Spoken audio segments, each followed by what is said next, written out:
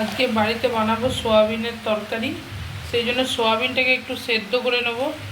এটা নুন দিয়ে দিচ্ছি একটুখানি। এইটা 5 মিনিটের মতো সেদ্ধ হবে। সোয়াবিনটা সেদ্ধ হয়ে গেছে, এটাকে জল দিয়ে ভালো করে ধুয়ে তারপরে জলটা নিগড়ে নিয়েছি। এখানে 2টো পেঁয়াজ নিয়েছি, একটা পেঁয়াজ কুচিয়ে রেখেছি আর একটা মিক্সিতে পেস্ট করব। রসুন নিয়েছি 1 কোয়া, 1/2 ইঞ্চি আদা নিয়েছি। এই মশলাগুলোকে মিক্সিতে পেস্ট করে দেবো। আর 2টো টমেটো নিয়েছি, ছোট বলে, নালে একটা বড় হলে একটা হলেই হবে। এটা কোচানো আছে। এইগুলোকে মিক্সিতে আমি বেটে নিচ্ছি। কড়াই গরম হয়ে গেছে, এতে সামান্য তেল দেবো। এবারে তেলটা গরম হলে এতে পরিমাণ মতো আলু দেব। আমি এখানে 2টো আলু ব্যবহার করেছি। আলুগুলো একটু সামান্য নুন দিয়ে লাল লাল করে ভাজবো। আলুগুলো দেখুন ভাজাটা হয়ে এসছে, এর মধ্যে আবার সয়াবিনটা দিয়ে দেবো। এবারে এটাও কিছুক্ষণ ভাজবো। এর মধ্যে এই গুঁড়ো মশলাগুলো একটু জলে গুলে রাখবো। 1 চামচ জিরে গুঁড়ো, 1 চামচ ধনে গুঁড়ো, 1 চামচ হলুদ গুঁড়ো। এইগুলো একটু জলে গুলে রাখছি। এগুলো দেখুন ভাজা হয়ে গেছে, এগুলোকে এরপরে তুলে নিচ্ছি।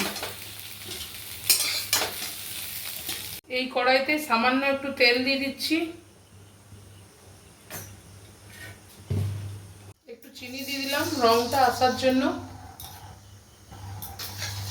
তেলটা দেখুন গরম হয়ে গেছে,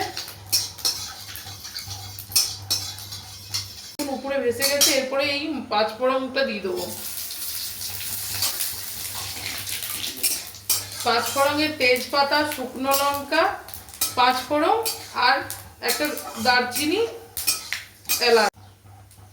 কুচানো পেঁয়াজটা দিয়ে দিলাম। পেঁয়াজটা ভাজা হয়ে গেছে, এরপরে টমেটো কুচিটা দিয়ে দেবো। এটা টমেটোটা দিয়েছি, এরপরে টমেটোটা তেলে যতক্ষণ না গলছে এটাকে এভাবে ভাজতে থাকবো। আর সামান্য পরিমাণ এতে একটু হলুদ নুন দিয়ে দেবো।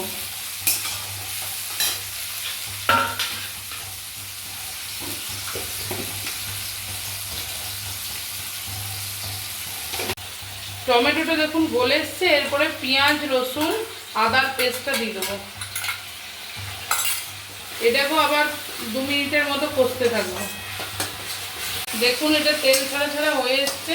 এরপরে এতে একটু কাশ্মীরি লঙ্কার গুঁড়ো দিয়ে দিচ্ছি আর ঝালের জন্য 4টে কাঁচা লঙ্কা দিচ্ছি।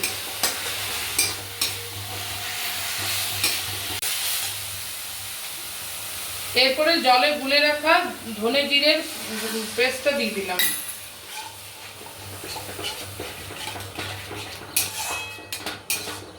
এটা এরপরে যতক্ষণ না তেল ছেড়ে আসছে এটাকে কষতে থাকবো। দেখুন মশলাটা তেল ছেড়ে এসছে। খুব বেশি তেল দেখতে পাবেন না, কারণ আমি একটু কম তেলে রান্না করি।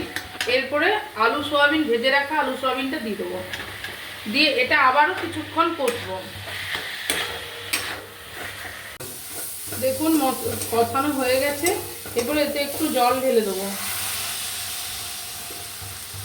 খুব বেশি জল দিচ্ছি না, কারণ এটা কষা কষাই থাকবে।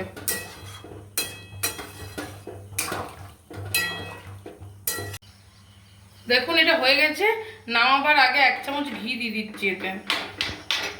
ব্যাস, এটা এরপরে নামিয়ে নেব। দেখুন কালারটা কি সুন্দর এসছে এবং খেতেও খুব টেস্টি হয়েছে। এভাবে একবার করে ভাতের সাথে খেয়ে দেখুন, খুব ভালো লাগবে।